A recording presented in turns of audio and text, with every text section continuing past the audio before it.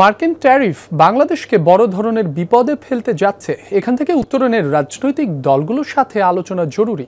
বিশিষ্ট অর্থনীতিবিদ ডক্টর হোসেন জিল্লুর রহমানের বই প্রকাশনা অনুষ্ঠানে এমন মন্তব্য করেছেন বিএনপির মহাসচিব মির্জা ফখরুল ইসলাম আলমগীর। আলোচনায় অংশ নেন রাজনীতিবিদ, গবেষক ও অর্থনীতিবিদরা।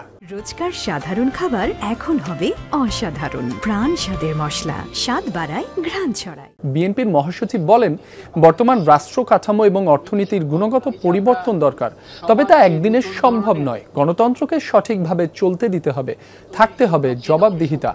বিলম্ব না করে গণতান্ত্রিক প্রক্রিয়ার দিকে যাওয়ার আহ্বান জানান মির্জা ফখরুল। অর্থনীতিবিদরা অর্থনৈতিক উন্নয়নের তৃণমূল, বিশেষ করে তরুণ সমাজের অন্তর্ভুক্তি প্রয়োজন।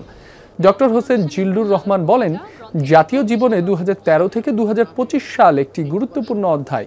এ সময়ে কর্তৃত্ববাদী শাসক স্বৈরতন্ত্রে রূপান্তরিত হয় এবং মানুষের আশা আকাঙ্ক্ষার বিরুদ্ধে অবস্থান নেয়।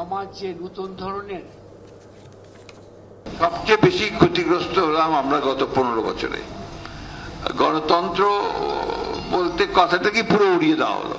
এই অবস্থাগুলো চলে বাংলাদেশের রাজনৈতিক যে কাঠামোটা, এটাকে একেবারে এই সুযোগে আপনার যেহেতু জবাবদিহিতা ছিল না, কোনো সরকারের মধ্যে কোনো জবাবদিহিতা ছিল না, বিশেষ করে তরুণ সম্প্রদায়ের মধ্যে সেই জ্ঞান চর্চা এবং সেই মূল্যবোধগুলো বিকশিত করার জন্য এই কমিউনিটি লাইব্রেরি খুবই গুরুত্বপূর্ণ।